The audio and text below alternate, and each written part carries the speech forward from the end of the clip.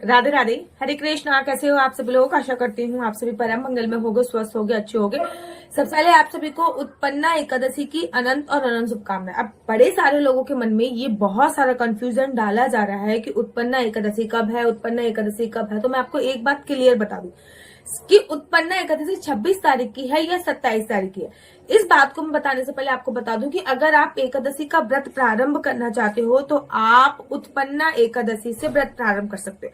वैसे तो देखो, एकादशी जो होती है वो व्रतों का राजा होता है। जैसे कि आम फलों का राजा होता है, वैसे ही एकादशी को व्रतों का राजा बोला जाता है। और कहते हैं एकादशी का व्रत रखने से किसी भी प्रकार का रोग जो होता है वो दूर हो जाता है, आपको सांसारिक सुखों की प्राप्ति मिलती है, आपको यश, वैभव, मान, सम्मान, प्रतिष्ठा, जिस चीज की भी चाह होती है आपको वो सब कुछ प्राप्त होता है। जैसे आम फलों का राजा होता है, वैसे ही सारे व्रतों का जो राजा होता है वो एकादशी का व्रत होता है। वैसे तो एकादशी का व्रत किसी भी एकादशी से उठाया जा सकता है, लेकिन कुछ एकादशी ऐसी आती हैं जिनसे एकादशी का व्रत उठाना बहुत ज्यादा सर्वोत्तम होता है। उसमें से एक एकादशी उत्पन्ना एकादशी भी है। उत्पन्ना जैसे कि नाम से ही प्रतीत हो रहा है, इस दिन एकादशी मैया उत्पन्न हुई थी। एकादशी मैया स्वयं भगवान श्री हरि विष्णु के शरीर से उत्पन्न हुई थी, और जिस दिन वो उत्पन्न हुई थी इस दिन एकादशी थी, तभी से एकादशी का जो उत्सव है वो मनाया जाने लगा। इसकी आने वाली कथा में आप लोग उसके बारे में सुनोगे। लेकिन अभी तक अगर आपने एकादशी का व्रत नहीं उठाया है तो ये जो उत्पन्ना एकादशी आ रही है, बहुत शुभ संयोगों के साथ ये एकादशी तिथि आ रही है। इस पे आप कृपया करके एकादशी का व्रत अवश्य और अवश्य उठाइए। एक बात हाँ याद रखिए कि एकादशी का व्रत ना त्रिदिवसीय व्रत की श्रेणी में होता है, अर्थात 3 दिन का व्रत होता है, ये 1 दिन का व्रत नहीं होता। प्रथम दिन इसमें क्या किया जाता है, द्वितीय दिन क्या किया जाता है और तृतीय दिन क्या किया जाता है, ये सारी बातें मैं आपको बताती हूँ। प्रथम दिन अर्थात एकादशी से पहले दसवीं तिथि पर, दसवीं तिथि के जो नियम होते हैं वो पालन किए जाते हैं। जैसे कि दसवीं तिथि पे संपूर्णतः ब्रह्मचर्य का पालन करना, किसी भी प्रकार की कोई काम वासना क्रीड़ा को अंजाम नहीं देना। दसवीं तिथि पे आपको पृथ्वी शयन करना, ठीक है ना। अगर बहुत ज्यादा बैक प्रॉब्लम है या फिर आपने कंसीव कर रखा तब आप बेड पे शयन कर सकते हो, नहीं तो मैं पृथ्वी शयन करने ही बोला जाता है। शास्त्रों में पृथ्वी शयन दसवीं तिथि पर बताया गया। इनफैक्ट दसवीं तिथि पर भी और एकादशी पर भी और द्वादशी तिथि पर, ये 3 तिथियां ऐसी होती हैं जिसपे लहसुन प्याज खाने की मनाही होती है, काम वासना कीड़ा को अंजाम देने की मनाही होती है और पृथ्वी शयन की प्राथमिकता दी जाती है। दसवीं तिथि पर सूर्यास्त के बाद भोजन नहीं किया जाता और सूर्यास्त के बाद किसी भी प्रकार से कोई भोजन करने की शास्त्रों में मनाही गई है। दसवीं तिथि पर किसी भी प्रकार से शाम के समय सूर्यास्त के बाद भोजन नहीं किया जाता। दसवीं तिथि पर आपको लहसुन, प्याज, मांस, मदिरा का सेवन नहीं करना चाहिए। इनफैक्ट चावल का भी सेवन नहीं करना चाहिए। देखो, दसवीं तिथि पर सूर्यास्त के बाद भोजन क्यों नहीं किया जाता, क्योंकि जब हम एकादशी पे व्रत प्रारंभ करते हैं तो हमारे शरीर में अन्न का एक भी कण नहीं रहना चाहिए। इसलिए बोला गया है कि दसवीं तिथि पर किसी भी प्रकार से आपको भोजन सूर्यास्त के बाद नहीं करना चाहिए। बड़े सारे लोग दसवीं तिथि पे शाम को घर पे आते हैं, सूर्यास्त के बाद घर पे आते हैं, तो वो क्या करें, वो आप दूध पी सकते हो, ठीक है ना, फ्रूट्स का सेवन कर सकते हो। लेकिन दसवीं तिथि पे सूर्यास्त के बाद शास्त्रों में भोजन करने की मनाही होती है। दसवीं तिथि पर चावल भी नहीं खाने चाहिए, क्योंकि चावल अगर डाइजेस्ट नहीं होगा तो वो आपके उदर अर्थात पेट में रहेगा। और एकादशी पे किसी भी प्रकार से चावल का आपके शरीर में होना अर्थात एक कीड़े का आपके शरीर में होने के बराबर आपको फल की प्राप्ति होती है। एकादशी वाले दिन सुबह सुबह ब्रह्म मुहूर्त में उठना चाहिए। उठने के सबसे तत्पश्चात आपको पानी में कुछ ना कुछ डाल के स्नान करना चाहिए। देखो, जब हम पानी में कुछ ना कुछ डाल के स्नान करते हैं, एक होता है सादा स्नान, एक होता है ब्रह्म स्नान। जब हम पानी में कुछ ना कुछ डाल के स्नान करते हैं तो हमें ब्रह्म स्नान करने का फल प्राप्त होता है। तो पानी में आप दूध डाल लीजिए, पानी में आप दही डाल लीजिए, पानी में आप गंगा जल डाल लीजिए, यमुना जल डाल लीजिए, कुछ नहीं तो नींबू का रस निचोड़ दीजिए। अर्थात पानी में आंवले का रस निचोड़ के स्नान कर सकते हैं। पानी में कुछ भी डालिए, लेकिन खाली पानी का स्नान नहीं करना है। अगर आपके पास कुछ भी ऑप्शन में नहीं मिले तो हाथ में गंगा जल, थोड़ा सा पानी लीजिए। पानी लेने के बाद श्री गंगा श्री गंगा श्री गंगा का स्मरण करते हुए पानी अपने शीश पे डालिए, ये याद करते हुए कि मैं गंगा मैया को अपने शीश पे धारण, गंगा मैया से स्नान कर रहा हूँ या फिर गंगा जी में डुबकी लगा रहा हूँ, कुछ इस प्रकार से बोलते हुए आपको वो अपने शीश पे धारण करना होता है। तो आपको गंगा स्नान का फल प्राप्त होता है। दसवीं एकादशी पर हमेशा पीले रंग के वस्त्रों को प्रधानता देनी चाहिए। एकादशी पे पीले रंग के कपड़े आपको पहनने चाहिए। और पीले रंग, अगर आपके घर पे बाल स्वरूप लड्डू गोपाल है तो उनको भी पंचामृत से स्नान करना चाहिए। लड्डू गोपाल है तो पंचामृत से स्नान कराइए, नहीं तो जुगल जोड़ी सरकार है तो उनको भी पंचामृत से स्नान कराइए, नहीं तो सादे जल से स्नान कराइए जुगल जोड़ी सरकार को। लेकिन 15 दिन में कम से कम एक बार जुगल जोड़ी सरकार के वस्त्र इत्यादि अवश्य बदल चाहिए। भोग एवरीडे लगता है जुगल जोड़ी सरकार का, लेकिन हर किसी घर में जुगल जोड़ी सरकार को रोज स्नान नहीं कराया जाता। अगर आपका भी घर वैसा है जिसमें जुगल जोड़ी सरकार को एवरीडे स्नान नहीं कराया जाता, तो आप कम से कम पश्चात आपको क्या करना होता है, उसके तत्पश्चात आपको ना पूजा के लिए रेडी हो जाना होता है। पीले वस्त्र पहन के भगवान को भी पीले रंग के वस्त्र पहनाइए। उसके बाद संकल्प लीजिए, मस्ट इंपॉर्टेंट होता है। बिना संकल्प के एकादशी का जो व्रत होता है वो आधा अधूरा माना जाता है, इनफैक्ट कोई भी व्रत। तो संकल्प में आपको किसी भी पंडित की कोई आवश्यकता नहीं है। हाथ में 1 या 2 का सिक्का लीजिए, लौंग लीजिए, इलायची लीजिए, सुपारी लीजिए, ठीक है। इसमें से जो भी सामग्री आपको मिल रही है वो लीजिए। कुछ भी सामग्री नहीं मिल रही, कभी कभी तो जल से भी संकल्प लेने का शास्त्रों में प्रावधान है। आपने 52 भगवान की वो कहानी सुनी थी जब राजा बलि ने जल से संकल्प लिया था कि मैं अपनी 3 पग भूमि आपको दान करूंगा, तो वो जल से भी संकल्प लेने का शास्त्रों में प्रावधान है। लेकिन संकल्प अवश्य लो। जब आप कोई भी चीज संकल्प करके लेते हो ना, कोई भी चीज संकल्प करके लेते हो, तो आपको उसका अनंत गुना फलों की प्राप्ति होती है, ठीक है ना। संकल्प लीजिए।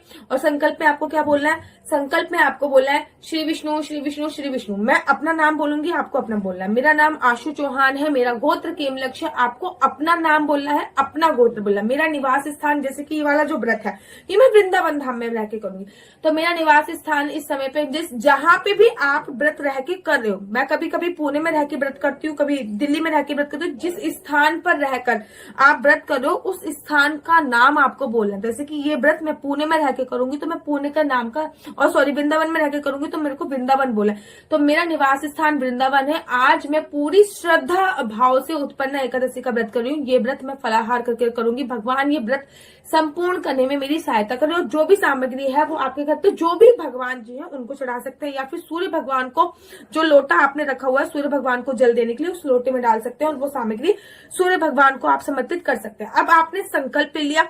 संकल्प लेने के तत्पश्चात अब आपको भगवान श्री हरि विष्णु की कथा पढ़नी है। उत्पन्ना एकादशी की अपनी अलग कथा है। हर एकादशी की अपनी अपनी अलग कथा होती है, वैसे उत्पन्ना एकादशी की अपनी अलग कथा है। उसके बाद आपको आरती करनी है। आरती के बाद आपको पूरे दिन किसी की निंदा चुगली नहीं करनी। तुलसी माता के पास पहुंच जाना है, एक आसन बिछाना है तुलसी माता की। कम से कम इस दिन 108 या फिर 11 या फिर 21 परिक्रमा कीजिए। वैसे तो कम से कम 4 कर सकते हैं, ज्यादा से ज्यादा आप कितनी भी कर सकते हैं, अपनी मर्जी से आप कीजिए। लेकिन मैं कह रही हूँ एवरीडे ही करते हैं।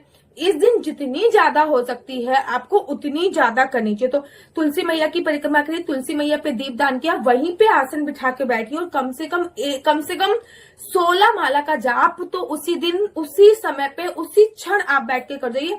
जो भी मंत्र आपके गुरु ने दिया है आप उस माला का जाप कर सकते हैं। अगर आपके गुरु द्वारा कोई मंत्र आपको नहीं दिया गया तो आप मैजिकल मंत्र मैं इसको बोलती हूँ, चमत्कारी मंत्र मैं इसको बोलती हूँ, ओम नमो भगवते वासुदेवाय, इसका जाप कर सकते हैं, ठीक है ना।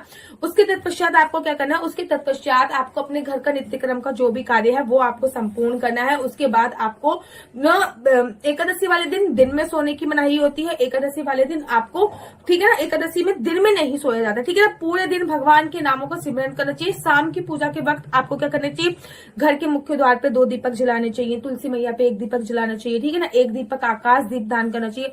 तो ये दीपदान आपको अवश्य और अवश्य करने चाहिए। 1 दीपदान आपको, ये सारे दीपदान आपको अवश्य और अवश्य करने चाहिए। उसी के साथ साथ आपको कुछ बातों का और ध्यान रखना चाहिए। कुछ बातें जो ध्यान रखने योग्य है वो ये है। नंबर 1 और मोस्ट इम्पोर्टेंट बात कि एकादशी वाले दिन भी आपको पृथ्वी शयन करना है। अगर आपने निर्जला एकादशी का संकल्प लिया है तो आपको निर्जला व्रत रखना है। अगर आपने फलाहार एकादशी के व्रत का संकल्प लिया तो आप आलू इत्यादि का सेवन कर सकते हैं, ठीक है ना। आलू हो गया, दूध हो गया, दही हो गया, इन सभी का सेवन कर सकते हैं अगर आपने फलाहार। लेकिन ये सभी चीजें भी आपको सूर्यास्त से पहले ही भोजन में ग्रहण कर लेनी है। एकादशी बड़ी एकादशी है, उत्पन्न एकादशी।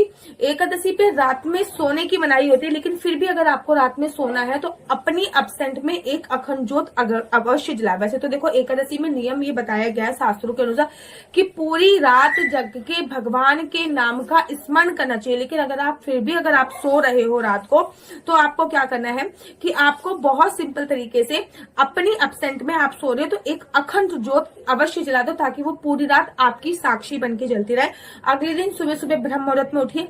जो भी आपके पारायण का समय बताया गया, एकादशी का व्रत संपूर्ण तब होता है जब आप सही समय पर सही विधि पर एकादशी के व्रत का पारण कर लेते हो, तो आपको एकादशी का जो व्रत होता है वो संपूर्ण माना जाता है। तो एकादशी का व्रत आपका तभी संपूर्ण होगा जब आप सही समय पे व्रत का पालन कर लोगे। अब मैं आपको बता दूं, बड़े सारे लोगों ने ये कंफ्यूजन फैला रखी है कि एकादशी 26 तारीख की है कि 27 तारीख है, 26 तारीख की। देखो कोई भी संदेह नहीं है कि एकादशी जो है वो 25 तारीख की रात को 1 बजे के आसपास प्रारंभ हो रही है। 25 तारीख की रात को 1 बजे के आसपास प्रारंभ हो रही, तो वो जब सूर्य उदय होगा तो हमें एकादशी तिथि मिलेगी, मतलब सूर्य उदय से पहले हमें एकादशी तिथि मिल रही है।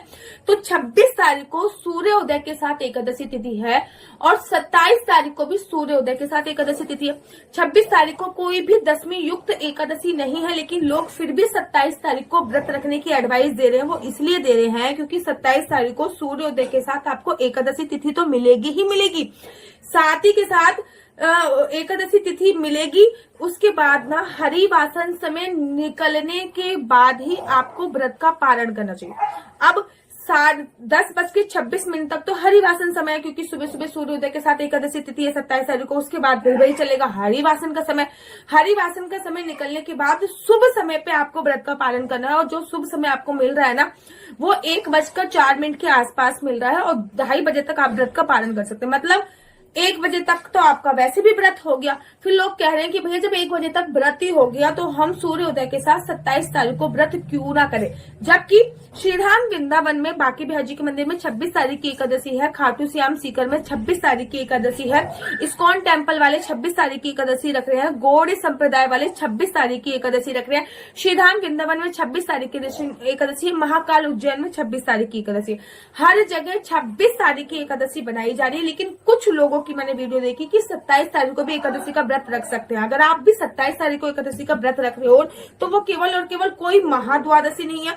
26 तारीख को किसी भी प्रकार से कोई भी दशमी युक्त एकादशी नहीं है। 26 तारीख को बहुत प्योर एकादशी है, एकदम साफ सुथरी एकादशी है, कोई महाद्वादशी का कोई भी योग नहीं बनना। 26 तारीख को बहुत अच्छे अच्छे योग बन रहे हैं। अगर मैं अपनी बात करूं पर्सनली तो मैं 26 तारीख को ही एकादशी का व्रत रखने वाली हूं। मैं 27 तारीख को व्रत नहीं रखूंगी, केवल इस वजह से कि मेरे को 27 तारीख को व्रत का जो पारण करना पड़ेगा वो 1 बजे के बाद करना पड़ेगा। तो मैं 26 तारीख की पूरे दिन की एकादशी का त्याग करके 27 तारीख की एकादशी का व्रत रखूं, ऐसा मैं नहीं करूंगी।